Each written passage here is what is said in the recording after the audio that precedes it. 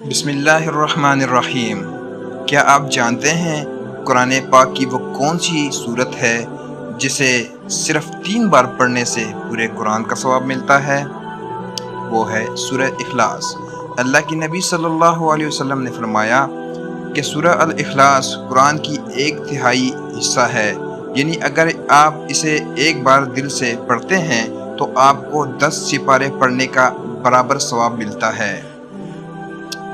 اس کی فضیلت یہی ختم نہیں ہوتی۔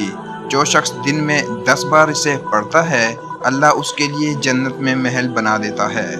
اسے پڑھنے سے اللہ کی محبت ملتی ہے اور یہ ہر برائی سے حفاظت کرتی ہے۔